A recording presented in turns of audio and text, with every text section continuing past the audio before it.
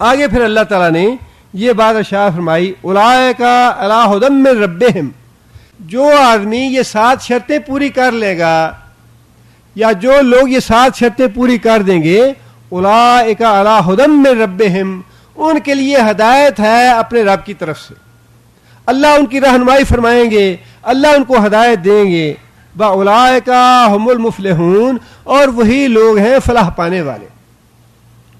فلاح کا لفظ جو ہے یہ بڑا جامع لفظ ہے، اور یہ فلاح دنیا میں مادی اعتبار سے نہیں ہے۔ عین ممکن ہے کہ ایک مومن آدمی دنیا میں ساری زندگی پریشانی میں آزمائشوں میں گزار دے، لیکن دنیا میں بھی ایک فلاح ضرور ہے، اور وہ فلاح ہے ہدایت والی۔ جو ہدایت اللہ نے اس کو دے دی، دنیا میں یہی اس کی فلاح ہے، آخرت میں اس کی فلاح یہ ہے کہ اللہ تعالیٰ اجر و ثواب اور اپنے فضل اور کرم سے اس کو جنت عطا فرمائیں گے۔ آخرت کی فلاح جو ہے وہ جنت ہے، اور دنیا کی فلاح جو ہے وہ سیدھا راستہ ہے۔ اور یہ بھی بہت بڑی فلاح ہے کہ اللہ تعالیٰ کسی انسان کو ہدایت کا راستہ نصیب کر دے۔ اب آپ یہ بات دیکھیے، قرآن مجید کے مطالعے میں ترجمہ جو ہے اور تفسیر وہ بھی ہمیں پیش نگاہ رکھنی چاہیے، اور اس کا جو ادبی انداز اور اس کے مضامین کی ترتیب ہے اس کو بھی پیش نظر رکھنا چاہیے۔ ہم تو اللہ کے فضل و کرم سے مسلمان ہیں، اور قرآن مجید کو کئی دفعہ شروع سے پڑھتے ہیں، اور ایک طرح سے جس آدمی کہتا ہے یوز ٹو ہو گیا، یوز ٹو ہو جاتے ہیں۔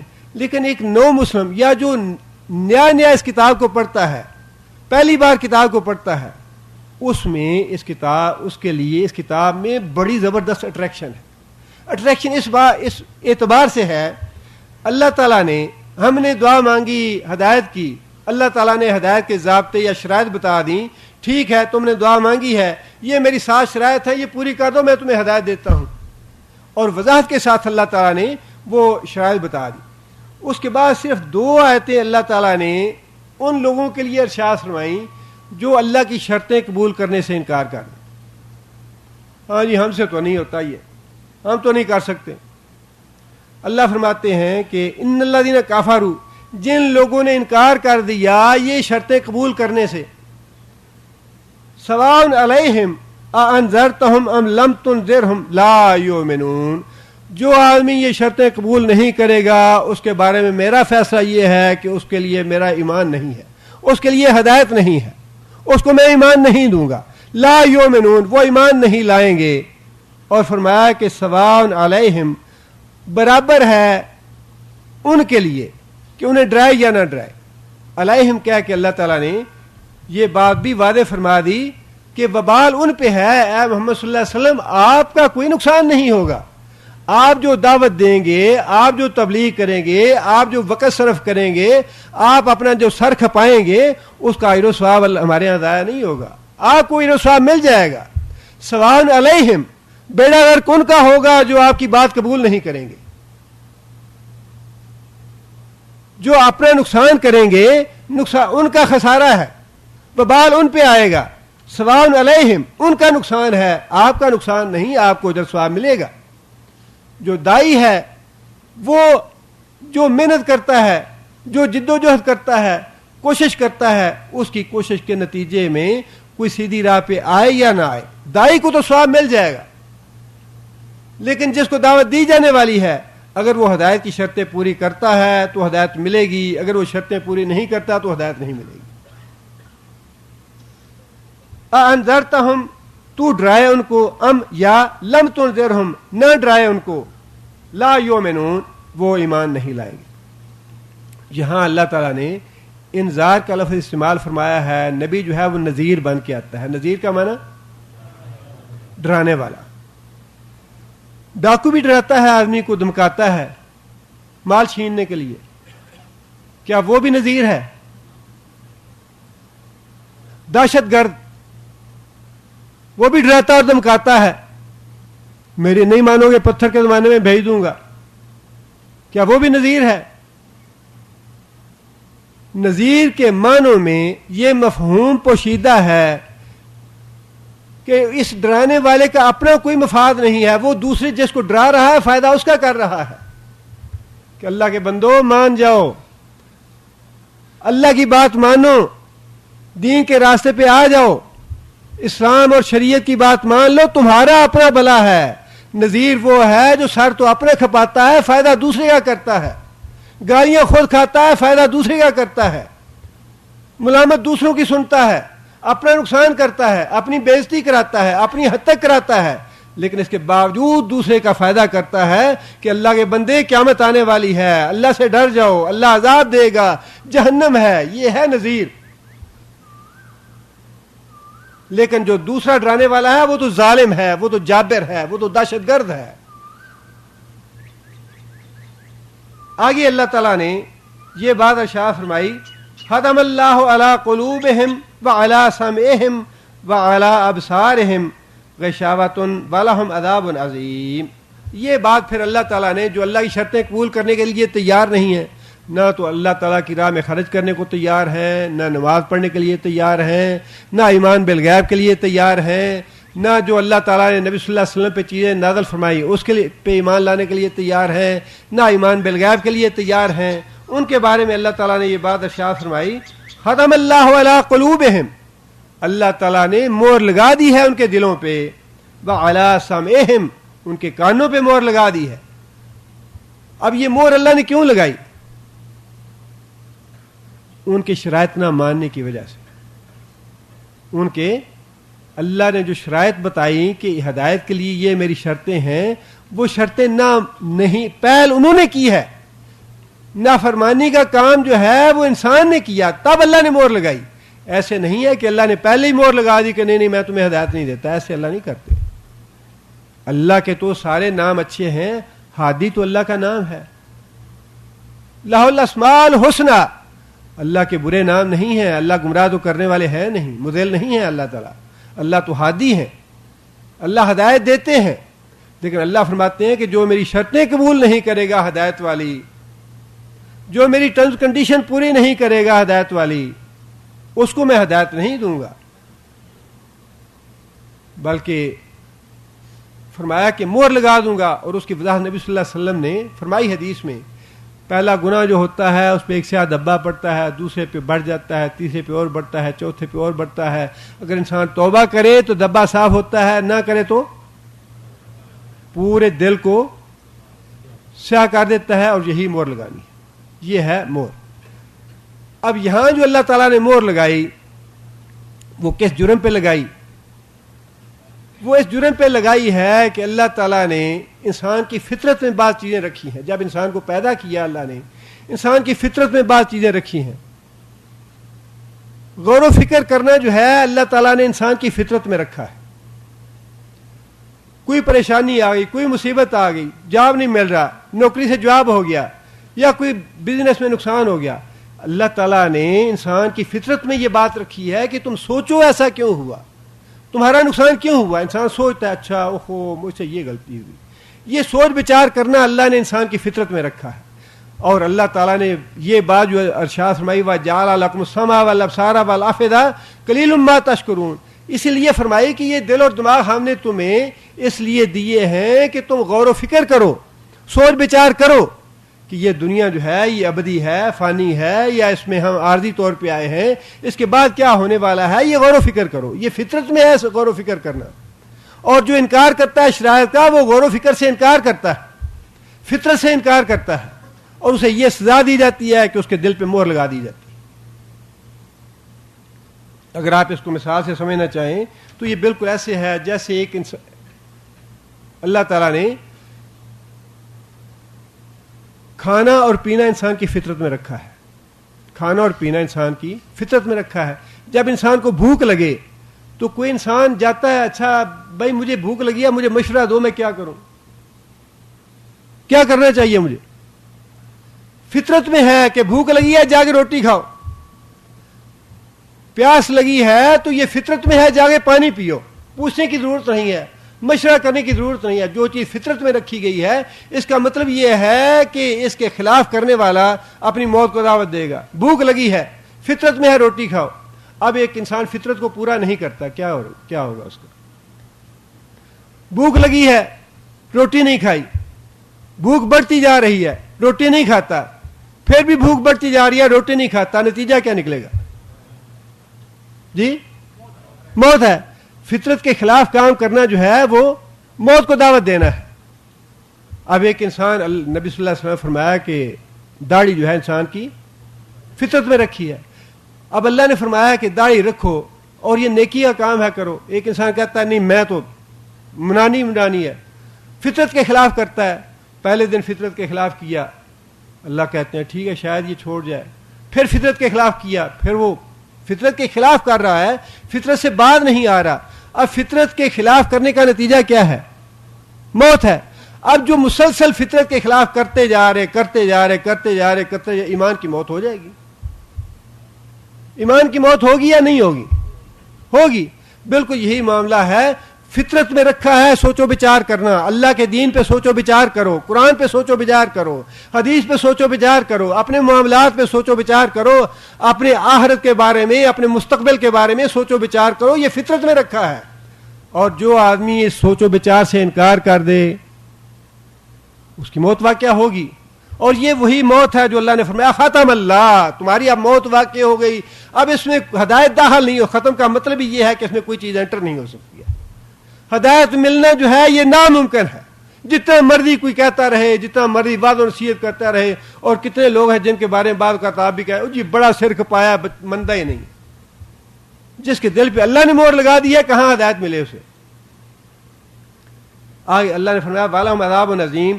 دنیا میں اللہ کی شرائط نہ ماننے کی سزا یہ ہے ختم اللہ, ان کے دلوں پہ مہر لگا دی گئی اور ہدایت سے محروم کر دیے. آخرت میں عذاب کیا ہے؟ وَلَهُمْ عَذَابٌ عَظِيمٌ, ان کے لیے عذاب عظیم ہے آخرت کا.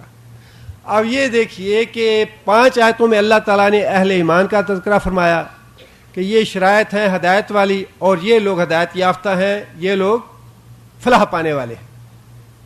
پہلی جو 6 آیتیں ہیں, 5 آیتیں, اس میں اللہ تعالیٰ نے اہل ایمان کا تذکرہ فرمایا. اب وہ شرائط قبول نہ کرنے والے کافروں کا تذکرہ کتنی آیتوں میں فرمایا؟ 2 آیتوں میں. 2 آیتوں میں اللہ نے جھگڑا ختم کر دیا بڑا آرام سے اور بڑا مختصر انداز میں. آگے اللہ تعالیٰ نے 13 آیتیں ارشاد فرمائی ہیں منافقوں کے بارے میں. منافقوں پہ اللہ تعالیٰ نے اتنا ذلیل کیا ہے منافقوں کو, اور اتنی لعنت ملامت کی ہے, اور اتنا رغیدہ ہے ان کو کہ مومنوں کے لیے تو 6 آیتیں بہت ہیں اور کافروں کے لیے 2 ہی بڑی ہیں. یہ قرآن مجید کی ابتدا جو ہے یہ اتنی پرکشش ہے, اتنی اس میں کشش ہے, جو نیا پڑھنے والا ہے وہ اس کو محسوس کرتا ہے کہ پہلی 6 آیتوں میں اللہ تعالیٰ نے وضاحت فرما دی کہ یہ تو بھائی جنتی لوگ ہیں, فلاح پانے والے لوگ, اور کافروں کا قصہ تو ختم پاک ہے. بھائی 2 آیتوں بھائی انکار کر دیا, ٹھیک ہے جاؤ جہنم میں. اب رگڑا جھگڑا تو ان کا ہے جی اسی بھی مسلمان ہیں, ہم بھی سید زادے ہیں, میں تو جاتا ہوں تو میرے لیے کعبہ شریف کا دروازہ کھلتا ہے, میرا تو خاندان سید زادہ ہے. سارے افغانستان کی قتل و غارت تم نے کروا دی, پوری دنیا میں مسلمانوں کو ذلیل و رسوا تم نے کرا دیا, اور دعویٰ یہ ہے جی میں تو سید زادہ ہوں, آل پاکستان مسلم لیگ بنانا چاہتا ہوں میں. اس کے باوجود بھی نخرہ یہ ہے.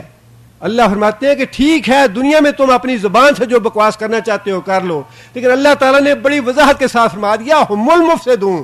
یہ کہتے ہیں ہم تو جی بڑے خیر خواہ ہیں, صلح جو ہیں, فرمایا ہم المفسدون, یہی بدبخت ہے فسادی, یہی بدبخت ہے دہشت گرد. 13 آیتیں اللہ تعالیٰ نے لی منافقوں کے لیے, 2 آیتیں صرف کافروں کے لیے, 6 میں اللہ تعالیٰ نے اہل جنت کا تذکرہ فرمایا, اور 16 آیتیں جو ہیں بڑی تفصیل کے ساتھ منافقوں کے بارے میں فرمائی کہ یہ ہیں نشانیاں منافقوں.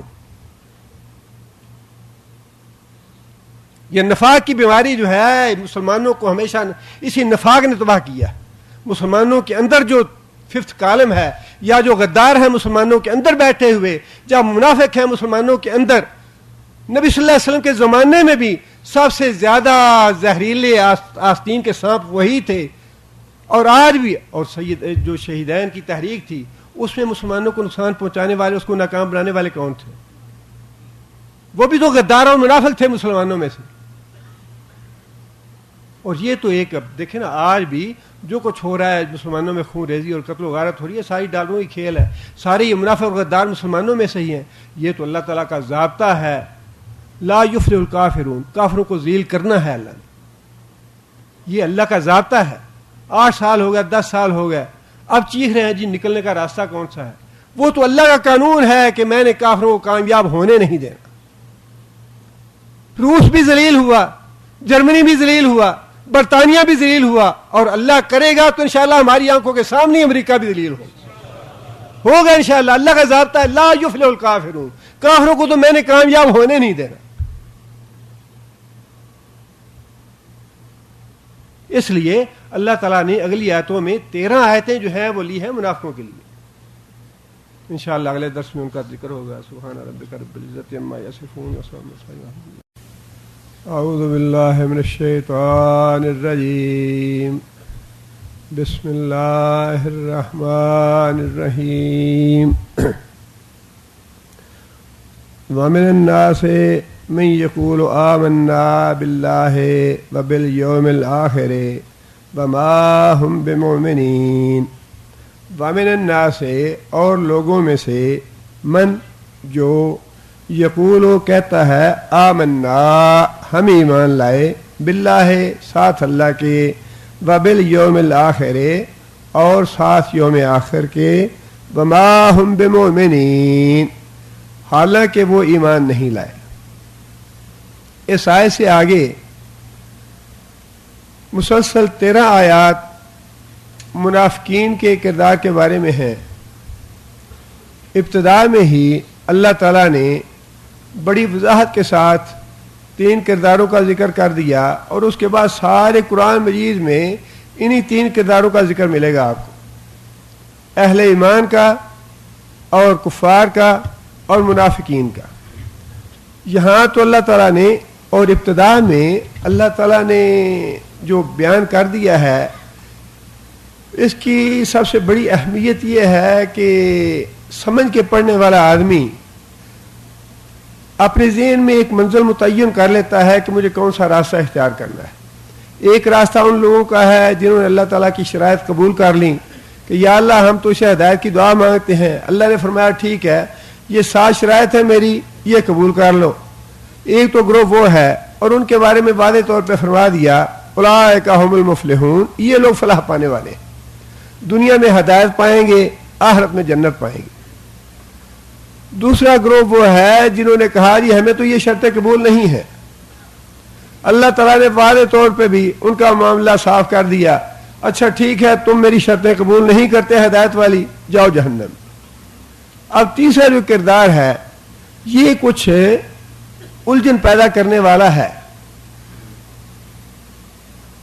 منافقین کا کردار, اور یہ کردار کافروں سے بہت زیادہ خطرناک ہے اسلام کے لیے بھی اور مسلمانوں کے لیے بھی. اس لیے اللہ تعالیٰ نے ابتدا میں ہی بڑی وضاحت کے ساتھ نشانیاں بتا دیں کہ منافق کون سے ہیں. ایک تو تاریخی اعتبار سے جو کردار ہے منافقین کا وہ ذرا ذہن نشین کر لیجئے. رسول اکرم صلی اللہ علیہ وسلم جب مکہ مکرمہ سے ہجرت کر کے مدینہ منورہ تشریف لائے, ابتدا میں مسلمانوں کی جماعت کمزور تھی. نبی صلی اللہ علیہ وسلم نے بڑی حکمت کے ساتھ یہود کے ساتھ معاہدہ کر لیا, اور اس معاہدے میں مسلمانوں کی حیثیت مضبوط ہو گئی. لیکن اس کے باوجود مخالفین اہل کتاب یہود و نصارہ یا دوسرے جو غیر مسلم تھے انہیں اسلام سے یا نبی صلی اللہ علیہ وسلم کی جماعت سے تحریک سے کوئی خطرہ نہیں تھا. لیکن جب جنگ بدر میں اللہ تعالیٰ نے نصرت فرمائی مسلمانوں کی, مسلمانوں کو غلبہ عطا فرمایا اور کافروں کو ذلیل و رسوا کر دیا, اس وقت جو مدینہ کے اہل کتاب تھے اور جو غیر مسلم تھے ان کے کان کھڑے ہوئے کہ یہ تو معاملہ ہماری توقع سے کہیں بڑھ کے مختلف ہو گیا ہے. ہمیں اس بات کی توقع نہیں تھی کہ مسلمان جو ہیں وہ اتنی زیادہ طاقت پکڑ جائیں گے مدینہ میں آ کے. ایک دوسرا سبب اس کا یہ ہوا, مدینے میں پرانے رہائشی 2 قبیلے تھے اوس اور خزرج کے, اور مدینے سے باہر 3 محلے تھے یہودیوں کے. ایک محلہ بنو قینقاع کا تھا, ایک بنو نذیر کا, ایک بنو قریظہ کا. تینوں جو محلے یہودیوں کے تھے انہوں نے اپنے اپنے حلیف بنا رکھے تھے اوس اور خزرج میں سے. بنو قریظہ اور بنو نذیر کے حلیف اوس قبیلہ تھا اور بنو قینقاع کا حلیف قبیلہ خزرج کا تھا. رسول اکرم صلی اللہ علیہ وسلم کی آمد سے پہلے خزرج قبیلے کا عبداللہ بن ابی سردار تھا یہ, اور اس کی سرداری پہ یا اس کی حکومت پہ یا اس کی بادشاہت پہ پورے اہل مدینہ کا اتفاق ہو چکا تھا, صرف اس کی تاج پوشی باقی تھی. اسی دوران رسول اکرم صلی اللہ علیہ وسلم جب تشریف لے آئے, اگرچہ اس وقت قوت تو نہیں تھی لیکن لوگوں کی توجہ بٹ گئی. اس کا جو تاج پوشی کا خواب تھا وہ بیچ میں ہی رہ گیا. اب یہ ایک سبب تھا کہ ان لوگوں کے دل میں, خاص طور پہ عبداللہ بن ابی کے دل میں اس بات کا حسد اور قلق تھا کہ میری بادشاہی یا میری حکومت جو ہے وہ محمد صلی اللہ علیہ وسلم کے یا مسلمانوں کے یہاں آنے کی وجہ سے ختم ہوئی ہے. جب جنگ بدر میں اللہ تعالیٰ نے فتح عطا فرمائی, اس وقت اس کے بغیر کوئی چارہ کار نہیں تھا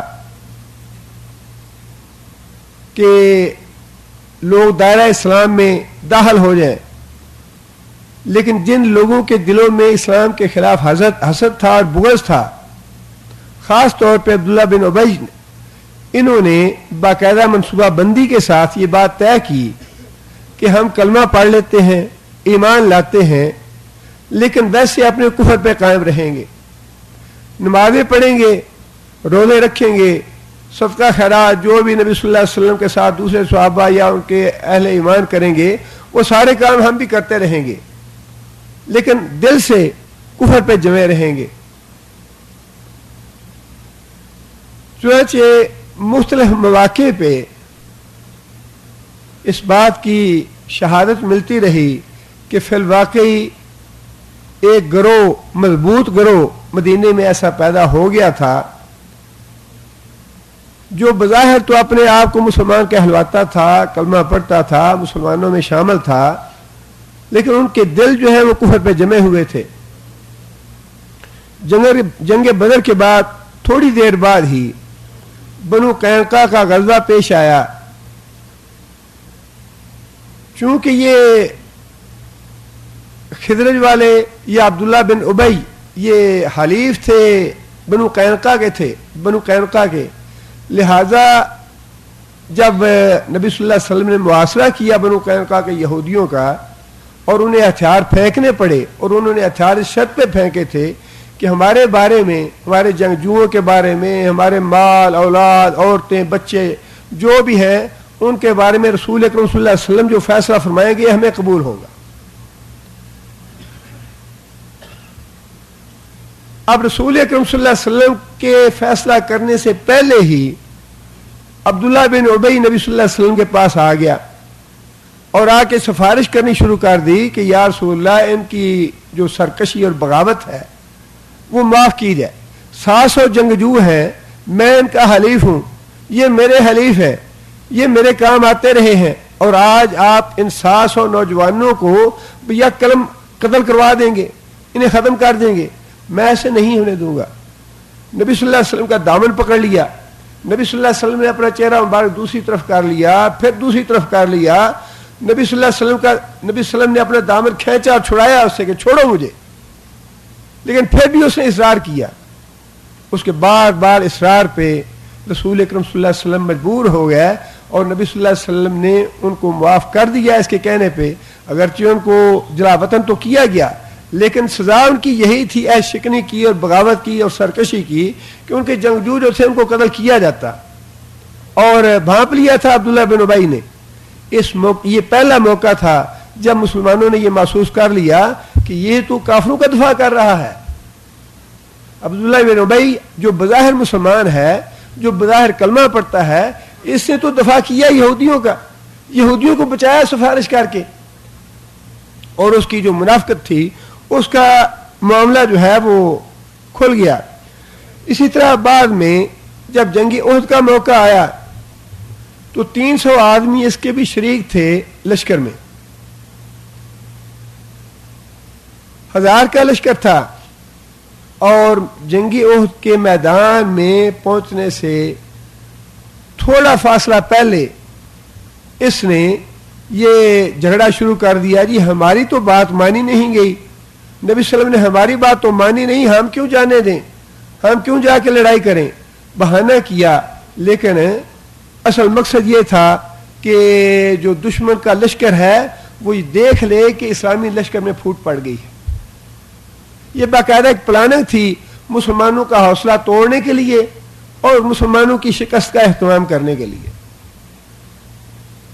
چنانچہ کفار کا لشکر جو ہے وہ سامنے دیکھ رہا تھا کہ مسلمانوں کا ایک کثیر تعداد جو ہے وہ ان کے لشکر سے الگ ہو گئی ہے، اور 700 کا لشکر باقی ہے، 300 الگ ہو گئے ہیں، اور یہ اپنے 300 آدمیوں کو لے کے واپس مدینہ چلا گیا کہ ہم لڑائی میں شریک نہیں ہوں گے۔ یہ دوسرا موقع تھا جب یہ بات بڑی وضاحت کے ساتھ سامنے آ گئی کہ یہ بدبخت انسان اور ملعون انسان تحفظ کر رہا ہے یہودیوں اور عیسائیوں کا، اہل و کتاب کے مفادات کا تحفظ کر رہا ہے، اور بظاہر یہ کلمہ پڑھ کے مسلمانوں میں شریک ہے۔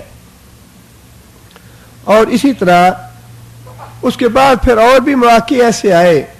غزوہ بنو مستلق کے موقع پہ 2 واقعے بیعت وقت ایسے ہوئے جس سے اس کی منافقت کا حال کھلا۔ ایک موقع پہ لشکر نے پڑاؤ کیا اور پانی لینے کے لیے جھگڑا ہو گیا نصارہ میں اور مہاجرین میں۔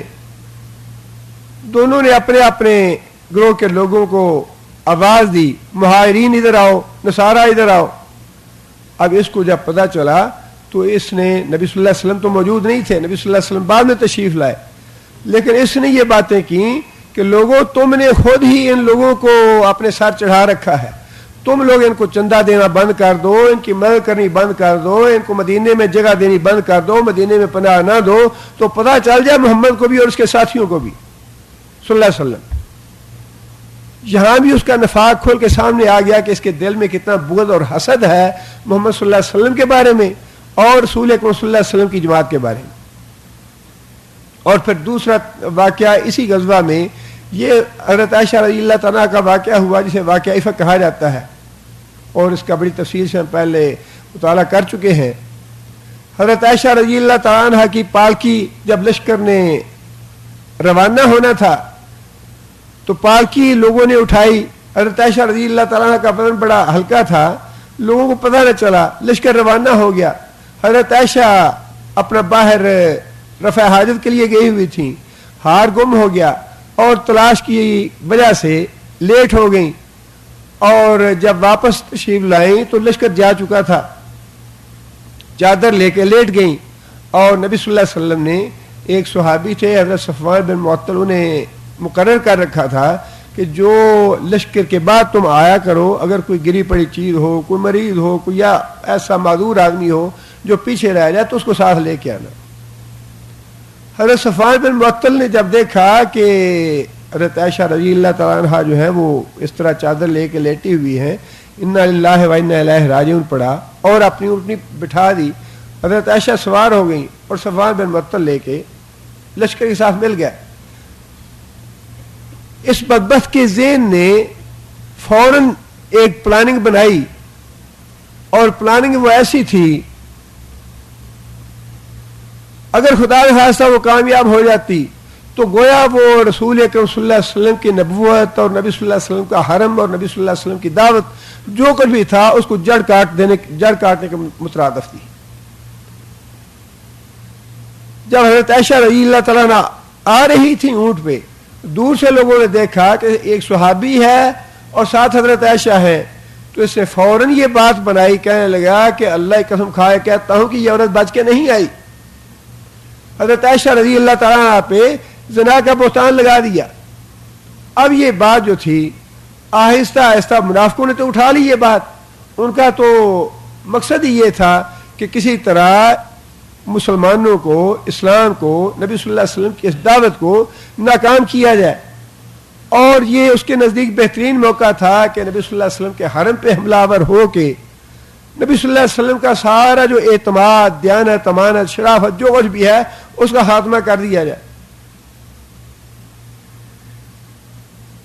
لیکن دیکھیے اس نے ساتھ یہ بات کہی پہلے موقع پہ، پانی کا جھگڑا جہاں ہو رہا تھا، کہ جب ہم مدینہ میں پہنچیں گے تو اللہ کی قسم عزت والے جو ہیں وہ ذلیل لوگوں کو نکال باہر کریں گے. اور اس کے نزدیک ذلیل لوگ وہ تھے جو مکہ سے آ کے یہاں آباد ہوئے تھے.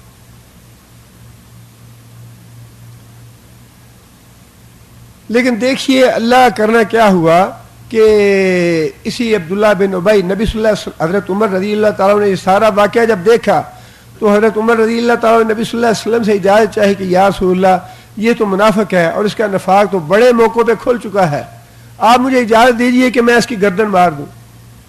نبی صلی اللہ علیہ وسلم اجازت نہ دی. نبی صلی اللہ علیہ وسلم فرمایا کہ ٹھیک ہے، اس کا نفاق تو واضح ہے لیکن اس کے ساتھ ہم معاملہ وہی کریں گے جو وہ ظاہر کر رہا ہے کہ میں مسلمان ہوں اور کلمہ گو. اور پھر اگر ہم خود اسے قدر کرا دیں گے تو دنیا کیا کہے گی کہ نبی صلی اللہ علیہ وسلم اپنے ساتھیوں کو خود مروا رہے ہیں. اور اس میں بڑی مصلحت اور حکمت تھی. اللہ تعالیٰ بعض اوقات خیر سے شر اور شر سے خیر پیدا کرنے والے ہیں. بڑا شر پیدا کرنے کی کوشش کی، بڑا فتنہ اٹھایا اس نے، لیکن اسی موقع پہ یہ بات بھی ہو گئی کہ جب مدینہ کے قریب لشکر پہنچا تو عبداللہ بن ابی کا اپنا بیٹا، اس کا نام بھی عبداللہ تھا، وہ تلوار نکال کے کھڑا ہو گیا اپنے باپ کے سامنے کہ تم نے یہ بات کہی تھی کہ مدینہ پہنچ کے عزت والے لوگ ذلیل لوگوں کو باہر کر دیں گے. اب تم مدینے میں داخل ہو کے دکھاؤ، میں تمہیں بتاؤں گا آج کہ عزت والا کون ہے اور ذلیل کون ہے. عزت والے اللہ کے رسول ہیں یا عزت والا تم ہو. اب دیکھیے یہ بات ہے جو اسلام چاہتا ہے اور یہی اللہ نے ان آیتوں میں باتیں وعدے کی ہیں. ایک طرف باپ ہے اور وہ اتحاد کرتا ہے، الائنس بنایا ہوا ہے نصارہ کے ساتھ، یہودیوں کے ساتھ اتحاد ہے، یہود و نصارہ کے ساتھ ان کے مفادات کا تحفظ کر رہا ہے، بعض بات میں ان کی حمایت کرتا ہے، ان کی پلاننگ پہ کام کرتا ہے، ان کے منصوبوں پہ عمل کر رہا ہے. دوسری طرف بیٹا ہے اور بیٹا جو ہے اس نے قطعاً اس بات کی پرواہ نہیں کی یہ میرا باپ ہے یا یہ کلمہ گو ہے. جب بات نبی صلی اللہ علیہ وسلم کے پاس پہنچی تو خود رسول اکرم صلی اللہ علیہ وسلم نے عبداللہ کو یہ حکم دیا، یہ پیغام بھجوایا کہ عبداللہ اپنے باپ کو مدینے میں جانے دو، اس کا راستہ نہ روکو، جانے دو اس کو. جو بات اس نے کہی تھی اس کا جواب اللہ نے دے دیا اسے. اور پھر یہی عبداللہ بن ابی تھا. سچی بات یہ ہے کہ یہ آیتیں پڑھ کے اور تاریخ کے واقعات پڑھ کے ہمیں فکر کرنا چاہیے اپنے ایمان کا کہ ہم ایمان کے کس درجے میں ہیں. اور بھی بعض مواقع ایسے پیش آئے، عبداللہ بن ابی کا نفاق کھل گیا، اس رسول اللہ صلی اللہ علیہ وسلم کی توہین کی، گستاخی کی. نبی صلی اللہ علیہ وسلم گدھے پہ سوار تھے اور جا رہے تھے، راستے میں کچھ لوگ بیٹھے ہوئے تھے جن میں عبداللہ بن ابی بھی تھا. نبی صلی اللہ علیہ وسلم نے حسب معمول قرآن مجید کی کچھ آیتیں تلاوت کی اور کچھ نصیحت کی لوگوں کو. پہلے تو چوپ خاموش رہ کے سنتا رہا، پھر اس کے بعد کہنے لگا آجی جائیے جائیے، یہ باتیں آپ ہر جگہ نہ سنائیں، جہاں کہیں موقع ہو تو سنائیں اور کہیں اور جا کے سنائیں، یہ جگہ نہیں ہے، یہ وقت نہیں ہے اس باتیں سنانے کا. ایسی باتیں کی اس نے. نبی صلی اللہ علیہ وسلم کو بڑا دکھ اور رنج ہوا. اور دوسرے جو سردار تھے انہوں نے نبی صلی اللہ علیہ وسلم سے کہا یا رسول اللہ بات یہ ہے کہ اس کی جو بادشاہت تھی آپ کے آنے کی وجہ سے کھیل سارا بگڑا ہوا ہے، اس کا حسد اور بغض ہے اس کے دل میں، اور یہ بیچارہ معذور ہے، اسے جانے دیجیے. نبی صلی اللہ علیہ وسلم نے اس کا کوئی نوٹس نہیں لیا، کوئی اس پہ گرفت نہیں کی. لیکن ایسی باتیں دیکھ کے عبداللہ بن ابی کے اپنے بیٹے نے نبی صلی اللہ علیہ وسلم کو ایک دفعہ یہ پیغام بھجوایا کہ یا رسول اللہ اگر کبھی آپ کو یہ بات مطلوب ہو کہ میرے باپ کی گردن ماری جائے تو یا رسول اللہ مجھے یہ بات اچھی نہیں لگے گی کہ آپ کسی اور کے ہاتھ سے میرے باپ کو مروائیں، جب آپ نے میرے باپ کو قتل کروانا ہو تو مجھے حکم دے، میں اپنے باپ کی سر اتار کے آپ کے قدموں میں ڈال دوں گا. یہ ہے وہ بات. نبی صلی اللہ علیہ وسلم نے بڑی حقوق النبی میں الحمدللہ میں نے بڑی باتیں واضح کی ہیں. لا یؤمن احدکم حتی اکون احب الیہ من ولدہ ووالدہ والناس اجمعین. ایمان مکمل نہیں ہے اس وقت تک جب تک تم ساری دنیا سے بڑھ کے اللہ کے رسول کا دفاع نہ کرو، اللہ کے رسول سے محبت نہ کرو، اللہ کے رسول کی اطاعت نہ کرو. اس کے بعد پھر یہی جو منافقوں کا گروہ تھا بڑا مضبوط گروہ تھا یہ، اور بڑا نقصان پہنچایا انہوں نے رسول اکرم صلی اللہ علیہ وسلم کے عہد میں بھی اسلام کو. جنگ تبوک کے موقع پہ جب تبوک سے واپس آ رہے تھے تو منافقوں نے نبی صلی اللہ علیہ وسلم کو قتل کرنے کی سازش کی کہ فلاں گھاٹی سے جب نبی صلی اللہ علیہ وسلم گزریں گے تو ہم نبی صلی اللہ علیہ وسلم کی اونٹنی کو بدکائیں گے، نبی صلی اللہ علیہ وسلم گر پڑیں گے اور اپنے آپ معاذ اللہ ثم معاذ اللہ ختم ہو جائیں گے. اپنے چہروں کے اوپر ماسک چڑھا کے، گلاس چڑھا کے ان لوگوں نے گھاٹی میں نبی صلی اللہ علیہ وسلم کا تعاقب کیا، پلاننگ کی. نبی صلی اللہ علیہ وسلم کے ساتھ صحابہ کرام تھے، حضرت حذیفہ تھے. نبی صلی اللہ علیہ وسلم نے بتایا کہ یہ منافق ہیں جو حملہ کرنا چاہتے ہیں. صحابہ کرام کی وارننگ سے وہ لوگ بھاگ گئے، لیکن انہوں نے اپنی پوری پلاننگ کی کہ کسی طرح نبی صلی اللہ علیہ وسلم کو معاذ اللہ ختم کر دیا جائے. نبی صلی اللہ علیہ وسلم نے حضرت حذیفہ کو ان 12 آدمیوں کے نام بھی بتائے کہ یہ فلاں فلاں آدمی ہے. اور منافقوں کا یہ جو کردار ہے یہ چونکہ محض عہد نبوی کے ساتھ خاص نہیں تھا، بلکہ یہ تو قیامت تک تینوں کردار جانے ہیں، اہل ایمان کا کردار بھی، کفار کا کردار بھی، اور منافقوں کا کردار بھی. اس لیے اللہ تعالیٰ نے بڑی وضاحت کے ساتھ یہاں ان کی نشانیاں بتائی ہیں، علامتیں بتائی ہیں. حضرت عثمان کے عہد میں عبداللہ بن سبا منافق تھا، یہودی تھا، اور وہ نبی صلی اللہ علیہ وسلم کے زمانے میں یہودیوں کا جو انجام ہوا، جو سزا ملی یہودیوں کو، اپنی بغاوت کی اور سرکشی کی اور دشمنی کی مسلمانوں کے ساتھ، اس کا انتقام لینے کے لیے مسلمان ہو گیا. اور مسلمان ہونے کے بعد اس نے چرچا یہ شروع کر دیا کہ ہم تو محبان علی میں سے ہیں. حضرت علی کی محبت کا دعویٰ کر کے اس نے فلسفہ یہ پیش کیا کہ جو پہلے خلفاء تھے وہ تو معاذ اللہ غاصب تھے اور یہ حق تو حضرت علی کا تھا. اس بات کو بنا کے اس نے ایک بہت بڑا فتنہ کھڑا کر دیا، جس کے نتیجے میں حضرت عثمان کی شہادت بھی واقع ہوئی، جنگ صفین اور جنگ جمل جیسی خونریز جنگیں بھی ہوئیں، اور یہ سارا فتنہ پیدا کیا ہوا ایک منافق کا تھا. اور اس کے بعد کی تاریخ میں آپ جانتے ہیں کہ لارنس آف عربیہ یہودی تھا اور مسلمان ہوا خلافت کو توڑنے کے لیے، عربوں میں نفرت پیدا کی ترکوں کے خلاف، اور خلافت عثمانیہ جیسا کیسا بھی تھا ایک بہت بڑی قوت تھی مسلمانوں کی، اس کو ریزہ ریزہ کر دیا، اس کو پارا پارا کر دیا. اور اس کے بعد آپ اپنے ملک کی مثال لے لیجئے. انگریزوں کے راستے کی سب سے بڑی رکاوٹ بر صغیر میں 2 آدمی تھے، سراج الدولہ اور سلطان ٹیپو، اور دونوں آدمیوں کے ساتھ غداری ہوئی. سراج الدولہ نے بھی جنگ کی انگریزوں کے ساتھ اور بڑی بہادری اور دلیری سے لڑا، لیکن اس کا جو وزیر تھا جعفر وہ انگریزوں کے ساتھ ملا ہوا تھا، اس نے غداری کی، اس وجہ سے شکست ہوگی اسی میں. سلطان ٹیپو کا جو وزیر تھا صادق، اس نے بھی غداری کی، اس نے بھی، ویسے اللہ تعالیٰ معاف کرے، یہ اللہ تعالیٰ کی کاموں کی مسرتیں اور حکمتیں اللہ ہی بہتر جانتے. آپ دیکھیے کہ ایک طرف نظام دکن تھا، مسلمان تھا، دوسری طرف ٹیپو بھی مسلمان تھا. ٹیپو نے نظام دکن سے حمایت طلب کی کہ تم میری مدد کرو، انگریزوں کو یہاں پاؤں جمانے نہیں دینے چاہیے بر صغیر میں. مرہٹے تو تھے ہی کافر، ان سے تو کوئی ایسی توقع نہیں تھی، انہوں نے تو کافروں کی مدد کرنی ہی تھی. مرہٹوں نے بھی کافروں کی مدد کی، انگریزوں کی، لیکن اس کے مقابلے میں نظام دکن جو تھا اس نے بھی ٹیپو کی مدد کرنے کے بجائے انگریزوں کی مدد کی، اور تینوں نے مل کے سلطان ٹیپو کو شکست دی. اور سقوط بغداد کیوں ہوا؟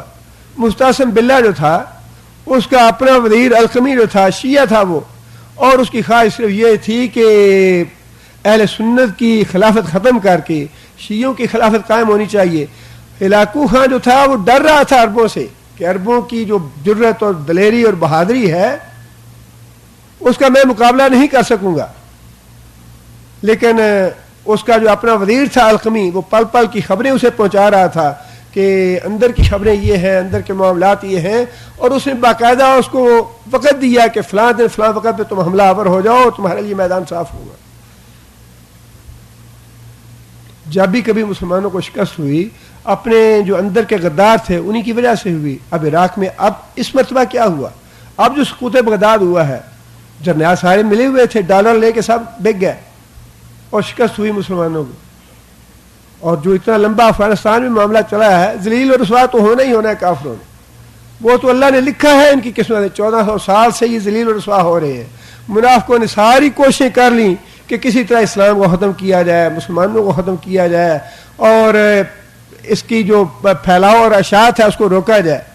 1400 سال سے اللہ کے فضل و کرم سے ہر آنے والا دن اس کی توسیع اس کی ہو رہی ہے، اس کی مزید بڑھوتری ہو رہی ہے، اور جو اللہ کے رسول نے بات ارشاد فرمائی ہے کہ میں اللہ کی قسم کھا کے کہتا ہوں کہ میرا دین وہاں تک پہنچے گا جہاں تک سورج کی کرنیں پہنچتی ہیں، وہ ہو کے رہے گا۔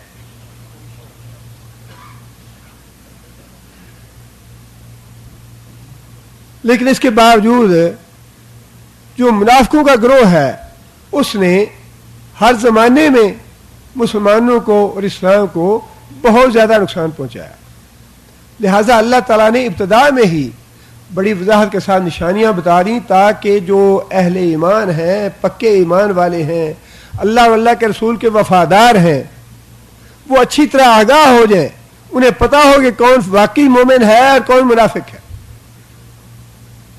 لہٰذا اللہ تعالیٰ نے پہلی بات تو یہ فرمائی، اس آیت کے ایک آیت میں بہت سی باتیں ہیں مسلمانوں کو آگاہ کرنے کے لیے اور خبردار کرنے کے لیے۔ وَمِنَ النَّاسِ مَن يَقُولُ آمَنَّا، لوگوں میں سے کوئی ایسا ہے، یقول جو ہے یہ کون سا صیغہ ہے جی؟ یقول مضارع کا ہے، واحد کا صیغہ ہے، یہ جمع کا نہیں ہے۔ آمنا کون سا ہے؟ آمنا جمع کا ہے، ماضی کا فعل ہے، جمع کا صیغہ ہے۔ اب آپ اندازہ لگائیے کہ منافق کا جو انداز تکلم ہے وہ کیسا ہے اکیلا۔ یہ بات تو اللہ تعالیٰ کی ہو گئی، یقول وہ کہتا ہے، اکیلا ہے، لیکن اکیلا اپنے آپ کو مسلمانوں کی جماعت کا حصہ بنانے کے لیے، مسلمانوں کی جماعت میں شامل کرنے کے لیے آمنا کا لفظ بولتا، آمن تو نہیں کہتا۔ کہنا تو یہ چاہیے یقول آمن تو، کہ منافق کہتا ہے میں بھی مومن ہوں، میں بھی ایمان لایا ہوں، لیکن اپنے آپ کو مسلمانوں کے اجتماعی جماعت کا حصہ بنانے کے لیے آمنا کہتا ہے کہ بھائی ہم بھی مومن ہیں، ہم بھی سید زادے ہیں، ہم بھی نمازیں پڑھتے ہیں، ہم بھی کلمہ پڑھتے ہیں، ہم کر کے بات کرتا ہے، میں کر کے بات نہیں، اپنے آپ کو مسلمانوں سے اپنی گفتگو میں الگ نہیں کرتا۔ آمنا باللہ و بالیوم الاخر، چالاکی یہ ہے کہ کہتا یہ ہے اللہ اور یوم آخر پہ ایمان لاتا ہوں۔ اللہ اور یوم آخر پہ ایمان لانا مکمل ایمان نہیں ہے، مکمل ایمان یہ ہے آمنت باللہ و رسولہ، رسول کا لفظ درمیان سے غائب ہے۔ آمنا ہم ایمان لائے، باللہ و بالیوم الاخر، ایمان اللہ پہ اور یوم آخر پہ یہودیوں کا بھی تھا، عیسائیوں کا بھی تھا۔ اللہ کو یوم آخر کو مانتے تھے، جھگڑا تو تھا نبی صلی اللہ علیہ وسلم کی رسالت کا، اور وہ درمیان سے گول کر جاتا ہے، اس کا نام نہیں لیتا کہ ہم رسول پہ بھی ایمان لائے ہیں۔ آمنا باللہ و بالیوم الاخر، ہم بھی ایمان لائے ہیں اللہ پہ اور یوم آخر پہ۔ اللہ تعالیٰ نے آگے اپنا فیصلہ دیا ہے، وما ہم بمومنین، ما یہاں پہ کون سا ہے؟ نافیہ ہے، وما اور نہیں، ہم وہ یعنی منافق، بمومنین ایمان لانے والے۔ آگے اللہ فرماتے ہیں یخادعون اللہ، دھوکہ دیتے ہیں. یخادعون کون سا فعل ہے؟ مضارع ہے صیغہ جمع مذکر غائب کا. یخادعون خدا کہتے ہیں دھوکہ دینے کو. یخادعون یہ لفظ خادعو سے ہے، ایک خادع ہے ایک خادعو، دونوں کا مفہوم جو ہے وہ ایک ہی ہے، باب الگ الگ ہے. یخادعون اللہ دھوکہ دیتے ہیں اللہ کو، حالانکہ عملاً وہ دھوکہ کس کو دے رہے تھے؟ محمد صلی اللہ علیہ وسلم کو اور مسلمانوں کو. نبی صلی اللہ علیہ وسلم کو دھوکہ دینے کو اللہ تعالیٰ نے اپنے ساتھ دھوکہ قرار دیا کہ نبی صلی اللہ علیہ وسلم کے سامنے جو آ کے جھوٹ بولتا ہے، جھوٹا دعویٰ ایمان کا کرتا ہے، وہ محمد صلی اللہ علیہ وسلم کو دھوکہ نہیں دے رہا، وہ تو اللہ کا مجرم ہے، اللہ کو دھوکہ دے رہا ہے. وہ یخادعون اللہ اللہ کو دھوکہ دے رہا ہے وہ. والذین آمنوا اور ان لوگوں کو جو ایمان لائے. اللہ فرماتے ہیں وما یخدعون الا انفسہم. وما یخدعون ما یہاں پہ کون سا ہے؟ نافیہ ہے. اور نہیں وہ دھوکہ دیتے الا مگر انفسہم اپنی جانوں کو. اللہ فرماتے ہیں کہ یہ لوگ بیوقوف ہیں، انہیں یہ پتہ نہیں کہ جو کام ہم کر رہے ہیں اس کا انجام کیا ہوگا. اسی لیے آگے یہ فرمایا وما یشعرون اور انہیں شعور نہیں کہ اس کا انجام کیا ہونے والا ہے. دنیا میں بھی یہ اپنی ذلت اور رسوائی کا انتظام کر رہے ہیں. منافق خواہ کتنا ہی چالاک کیوں نہ ہو، کتنا ہوشیار کیوں نہ ہو، کتنا ہی اس کا حافظہ تیز کیوں نہ ہو، جھوٹے آدمی کا منافق کا پول کبھی نہ کبھی ضرور کھول کے رہتا ہے. اس کی بے ایمانی اور اس کی خیانت ضرور واضح ہو کے رہتی ہے دنیا میں. اس لیے انہیں اس بات کا شعور نہیں کہ یہ لوگ دنیا میں بھی ذلیل و رسوا ہوں گے، جیسا کہ عبداللہ بن ابی ہوا. اور تاریخ نے واضح کر دیا کہ تاریخ میں جتنے بھی لوگ تھے، عبداللہ بن سبا تھا یا القمی تھا یا میر جعفر تھا یا میر صادق تھا، ننگے دین ننگے ملت ننگے وطن سارے لوگ جو ہیں ذلیل و رسوا ہوئے. سارے لوگوں نے لعنت ڈالی ہے ان لوگوں پہ جنہوں نے اپنی جماعت کے ساتھ، مسلمانوں کے ساتھ، اسلام کے ساتھ غداری کی، دنیا میں ذلیل و رسوا ہوئے. اور پھر آخرت کا انجام تو اللہ تعالیٰ نے خود فرما دیا ہے کہ قیامت کے دن اللہ فرماتے ہیں کہ سب سے جو بدترین درجہ ہے جہنم کا، اس میں منافقوں کو ڈالا جائے گا. فی الدرک الاسفل من النار. منافق جو ہیں یہ سب سے نچلے درجے میں ہوں گے جہنم کے. سب سے زیادہ بدترین سزا جہنم کی منافقوں کو دی جائے گی. اس لیے فرمایا کہ جو اپنے طور پہ چالاک تو بڑے بنتے ہیں کہ ہم نے نبی صلی اللہ علیہ وسلم کو بھی چکر دے دیا ہے، مسلمانوں کو چکر دے دیا، لیکن اللہ فرماتے ہیں کہ یہ انہیں پتہ نہیں کہ اس کا انجام کیا ہونے والا ہے. دنیا میں بھی ذلت اور رسوائی ان کے مقدر میں ہے، لعنت اور پھٹکار ہے ان کے لیے دنیا میں بھی، اور قیامت کے دن بدترین عذاب ہے جہنم کا. اللہ فرماتے ہیں فی قلوبہم مرض، ان کے دلوں میں مرض ہے. فزادہم اللہ مرضا. مرض کس چیز کا؟ یہ نفاق کی جو بیماری ہے، یہ دل کی بیماری ہے. اللہ نے اس کو مرض کہا ہے کہ ان کو ایک بیماری لگی ہوئی ہے. اس بیماری کی وجہ سے یہ مسلمانوں کے چھپے دشمن ہیں اور ان کے اندر حسد اور بغض ہے مسلمانوں کے خلاف. جب یہ دیکھتے ہیں کہ مسلمانوں کی تعداد میں اضافہ ہو رہا ہے، مسلمانوں کی قوت میں اضافہ ہو رہا ہے، تو انہیں اور بھی زیادہ جلن ہوتی ہے، اور بھی زیادہ تکلیف ہوتی ہے. اب دیکھیے نا، بات تو بڑی واضح ہے، لیکن کافر سے زیادہ یا منافق سے زیادہ احمق اور بیوقوف دنیا میں کوئی نہیں ہے. مکہ کی چھوٹی ہی بستی سے چند ایک مسلمانوں نے دین کا آغاز کیا، نبی صلی اللہ علیہ وسلم پہ ایمان لائے، اللہ کے رسول پہ ایمان لائے. وہ پہلے مرحلے میں تو 7 آدمی تھے صرف، بلکہ ایک اکیلے حضرت ابوبکر صدیق تھے ایمان لانے والے، یا آپ کی بیوی اور آپ کا غلام تھا.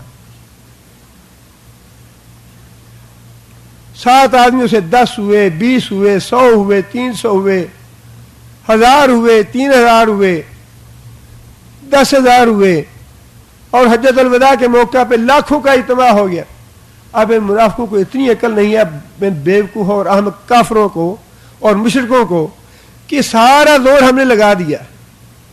جتنی ٹیکنالوجی تھی, جتنی قوت تھی, جتنا اسلحہ تھا, سارا تم نے آزما نہیں لیا افغانستان میں اور عراق میں. یہ تو جب تاریخ لکھی جائے گی تو پتہ چلے گا کیسے کیسے خطرناک اور کیسے کیسے ممنوع ہتھیار جو ہیں وہ استعمال کیے بدماشوں نے افغانستان میں. زبانیں کاٹ دیں, تیزاب پھینکا لوگوں کے اوپر, ایٹمی اسلحہ استعمال کیا ہے انہوں نے. یہ تاریخ میں لکھا جائے گا.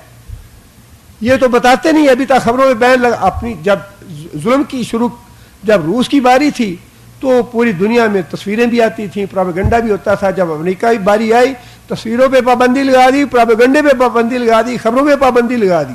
لیکن تاریخ میں تو لکھا جائے گا کیا کچھ کی ظلم کیا انہوں نے. لیکن اس ظلم کے باوجود کیا اسلام رک جائے گا یا رک گیا اسلام؟ 1400 سال ہو گئے, یہ اسلام رکا نہیں, یہ مسلسل پھیل رہا ہے. اور جتنا بھی ظلم کرنا چاہے کر لیں, ساری ٹیکنالوجی, ساری قوت, جو کچھ ممکن تھا کافروں نے کر لیا ہے. 40 نہیں 45 ملک اکٹھے ہیں مسلمانوں کا دین ختم کرنے کے لیے. اور بظاہر مسلمان مغلوب ہیں, مجبور ہیں, حکمرانوں کے ہاتھوں یا کافروں کے ہاتھوں یا مشرکوں کے ہاتھوں. لیکن کیا دین ختم ہو گیا اس سے؟ اس کا تو رد عمل ہوا ہے. اور ڈاکٹر ذاکر نائک کی رپورٹ تو یہ ہے کہ یورپ میں اور امریکہ میں 100% پہلے کی نسبت زیادہ اسلام پھیل رہا ہے. 100%. یہ جتنا بھی اس کو دبائیں گے, جتنا بھی ظلم کریں گے اس پہ, جتنا جبر کریں گے, اسلام تو اتنا زیادہ پھیلے گا. تم نے نبی صلی اللہ علیہ وسلم کی توہین کی, نبی صلی اللہ علیہ وسلم کی گستاخی کی. واللہ اتنی کتابیں کبھی لوگ نہ لکھتے جتنی کتابیں نبی صلی اللہ علیہ وسلم کی توہین و گستاخی کے بعد لکھی گئی ہیں اور پھیلائی گئی. صرف اگر ایک سعودی عرب کا حساب شمار کر لیا جائے, اللہ کی قسم ہم نے اتنی کتابیں, اتنے پمفلٹ جو ہیں وہ کسی بھی ٹاور پہ لکھے ہوئے نہیں دیکھے, اتنی زبانوں میں لکھے ہوئے نہیں دیکھے جتنے اس چند سالوں میں سعودی عرب میں رسول اکرم صلی اللہ علیہ وسلم کی سیرت طیبہ پہ چھپ گئے ہیں اور تقسیم ہوئے.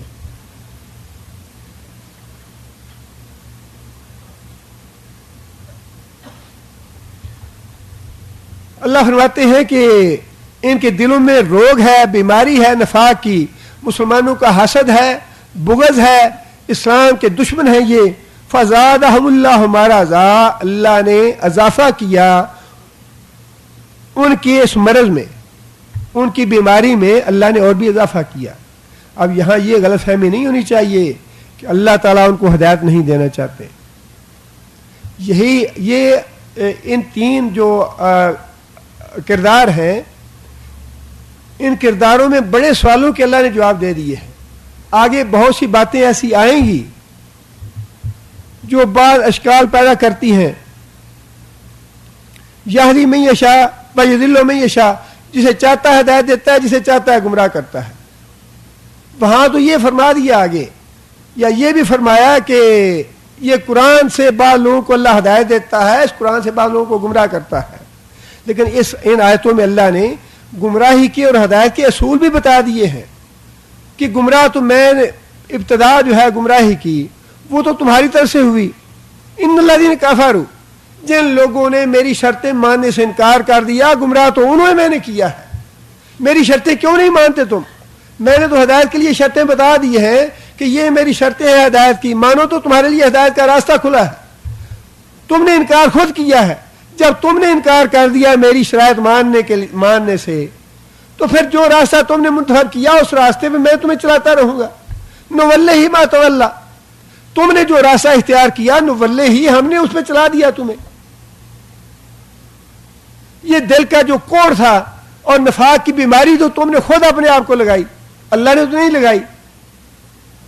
اور جب تم نے یہ بیماری لگا لی اور دشمنی میں کوئی کسر باقی نہیں چھوڑی, رسول اکرم صلی اللہ علیہ وسلم کو قتل کرنے کی سازشیں تم نے کی, دین کو مٹانے کے لیے, مسلمانوں کی خوریزی کرنے کے لیے, مسلمانوں کو دکھ اور تکلیف پہنچانے میں تم نے کوئی کسر نہیں چھوڑی, تو جو راستہ تم نے اپنے لیے خود منتخب کیا ہے میں پھر اسی راستے پہ تمہیں چلاؤں گا, اس کے وسائل اور اسباب میں تمہیں مہیا کرتا جاؤں گا, اور جو تم کرنا چاہو کر لو. زادہم اللہ مرضا, تمہاری اس بیماری میں، تمہاری اس دشمنی میں اور بھی اضافہ کرتا ہوں. جتنے مرضی اتحاد بنا لو، الائنس بنا لو، ٹیکنالوجی بنا لو، اقتدار حاصل کر لو، حکومتیں بنا لو، جتنا مرضی کر لو، زادہم اللہ مرضا، میں نے تمہاری اس بیماری میں اضافہ کر دیا. اپنا زور پورا لگا رہے اسلام کو مٹانے کے لیے. جتنی دشمنی کر سکتے ہو اللہ کی، اللہ کے رسول کی، تمہاری باغیں کھلی ہیں، ساری دشمنی کر دیکھو، سارا پس لگا. آگے اللہ نے فرمایا کہ بالہم عذاب علیم بما كانوا یکذبون. بالہم عذاب علیم، ان کے لیے عذاب علیم ہے. کس وجہ سے؟ جو بیماری انہوں نے دل کو لگائی اور اس بیماری کی وجہ سے جو کرتوتیں کی انہوں نے، جو دشمنی کی انہوں نے، رسول اکرم صلی اللہ علیہ وسلم کی جو گستاخیاں توہین کی، جو بھی جرائم کیے، ان جرائم کی تلاش میں بالہم عذاب علیم، ان کے لیے عذاب علیم ہے. بما كانوا یکذبون، جو انہوں نے جھوٹ بولا. بما كانوا یکذبون، نبی صلی اللہ علیہ وسلم کے سامنے، مسلمانوں کے سامنے ایمان کا اقرار، اور جب دوسری طرف جائیں تو دشمنوں کے ساتھ اتحاد اور الائنس. آگے پھر اللہ تعالیٰ نے پہلی بات تو اللہ نے یہ فرمائی کہ یہ ایمان کا دعویٰ کرتے ہیں لیکن دل سے ایمان نہیں لائے. کوشش کرتے ہیں دھوکہ دیں اللہ کے اہل ایمان کو، لیکن یہ دھوکہ دے نہیں پائیں گے. اللہ تو دلوں کے بھید تک جانتے ہیں، دھوکے کا سوال ہی پیدا نہیں ہوتا. اگلی بات اللہ تعالیٰ نے یہ ارشاد فرمائی وَإِذَا قِيلَ لَهُمْ لَا تُفْسِدُوا فِي الْأَرْضِ، اور جب ان سے کہا جاتا ہے، قیل کیا ہے؟ ماضی مجہول ہے. قیل جب ان سے کہا گیا، لہم ان سے، لا تفسدوا، لا تفسدوا کیا ہے؟ نہیں ہے، لا تفسدوا، نہ فساد پھیلاؤ، فی الارض زمین میں. قالوا، انہوں نے کہا، انما نحن مصلحون، بے شک ہم تو اصلاح کرنے والے ہیں، ہم تو معاملات سنوارنے والے ہیں. یہ دوسری نشانی ہے منافق کی. عبداللہ بن ابی بھی یہی کہتا تھا کہ یہ جو لڑائی جھگڑا پیدا ہو گیا اسلام آنے کی وجہ سے، اس لڑائی جھگڑے کو ہم ختم کرنا چاہتے ہیں، صلح صفائی سے رہنا چاہتے ہیں. اب تو گلوبل ولیج بن گیا ہے، اور جو کچھ اقوام متحدہ کہتی ہے وہ جتنے بھی ممالک ہیں سارے پابند ہیں اس کی تہذیب، اس کے احکام اور اس کی باتیں ماننے کے لیے پابند ہیں. اور وہ سمجھتے ہیں کہ آج بھی کافر یہی سمجھتے ہیں کہ مسلمان تو گنوار ہیں اور جاہل ہیں، اور سب سے زیادہ مہذب اور سب سے زیادہ ترقی یافتہ اور سب سے زیادہ پڑھے لکھے تو ہم ہیں. اور اپنی طرف سے ہاں جی ہاں ہم تو پاکستان کی مدد کرنا چاہتے ہیں، ہم دہشت گردی ختم کرنے میں پاکستان کے ساتھ ہیں، پاکستان کو بڑی مدد دیں گے اس کی، اور ظاہر یہی کرتے ہیں کہ ہم بڑی مدد کر رہے ہیں، بڑا کچھ کر رہے ہیں. لیکن جتنے فتنے تم نے پیدا کیے، جتنے یہ خود کو شملے ہو رہے ہیں، جتنی بدامنی پیدا ہوئی ہے، جتنی خونریزی ہو رہی ہے، جتنی قتل و غارت ہو رہی ہے، یہ بلیک واٹر کر رہا ہے، تمہارے آدمی ہے کرنے والے. تم سب سے بڑے فسادی اور سب سے بڑے دہشت گرد ہو. پاکستان کو تباہی کے کنارے پہنچانے والے تم ہو. جب تک تم افغانستان میں نہیں گئے تھے پورا خطہ جو تھا یہ امن والا تھا، سب سے زیادہ امن والا ہے. اور مسلمان تو ساری دنیا میں امن والے ہیں، سب سے بڑھ کے امن والے ہیں. اللہ کے رسول نے فرمایا کہ اگر کوئی آدمی ہتھیار لے کے آتا ہے تو اس ہتھیار کا جو دامن ہے یا اس ہتھیار کا منہ اپنے ہاتھ میں پکڑ کے رکھے، کسی مسلمان کو اس سے نقصان نہ پہنچے.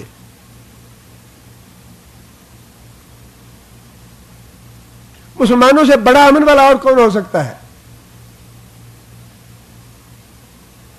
غلطی سے خالد بن ولید رضی اللہ تعالیٰ سے قتل ہوئے، اور نبی صلی اللہ علیہ وسلم نے خود یہ بات ارشاد فرمائی کہ ولید جو کام تم سے ہوا ہے یہ غلط ہوا ہے، اور اس کی دیت میں اپنے پاس سے ادا کروں گا. جھگڑا ہے ہی نہیں، جو نقصان ہوا ہے کسی کا، جو قتل ہوا ہے یا اس کا قصاص ہے یا دیت ہے، غلطی سے ہوا ہے لہذا میں اس کی دیت ادا کروں گا. اور تم تو یہ کہتے ہو ہم تو لاشیں گنا نہیں کرتے.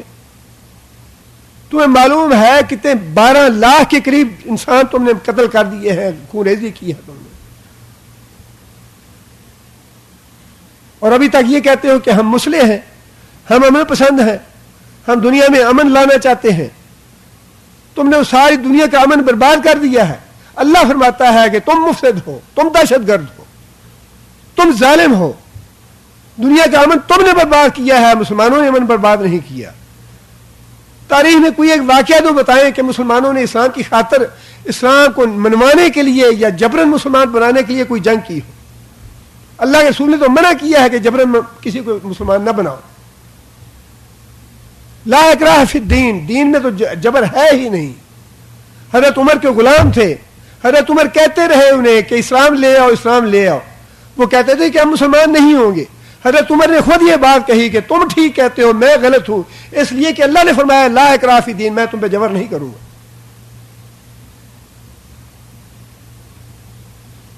اسلام سے زیادہ امن پسند تو دین ہے ہی نہیں کوئی.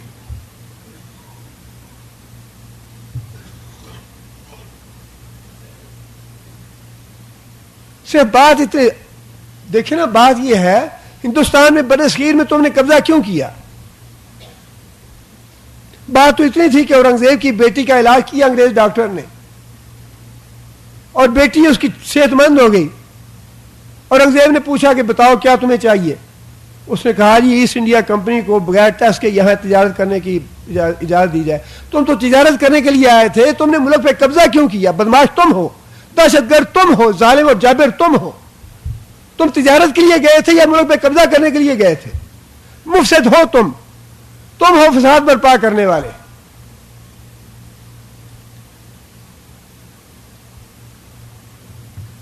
آگے اللہ فرماتے ہیں الا انہم هم المفسدون ولکن لا یشعرون, آگاہ رہو, انہم هم المفسدون, انہم ہم 2 دفعہ اللہ نے فرمایا ہے. 2 دفعہ فرمانے کا مطلب یہ ہے جب اس طرح سے 2 دفعہ اللہ تعالیٰ تاکید کے ساتھ بات ارشاد فرمائے تو اس کا مطلب یہ ہوتا ہے کہ تم ہی ہو اور کوئی نہیں.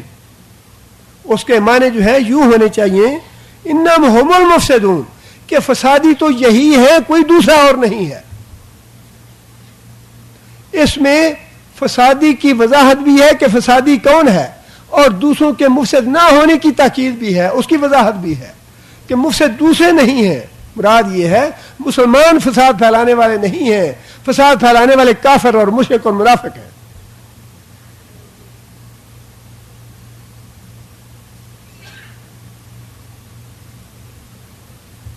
ولیکن لا یشعرون, فرمایا کہ ان کو شعور نہیں. شعور, اور آج بھی وہی بات ہے, ان کے دماغوں میں یہی ہے کہ ہم پوری دنیا میں ٹھیکیدار ہیں امن کے. پوری دنیا کا امن جو ہے قائم کرنا ہمارے ذمے ہے.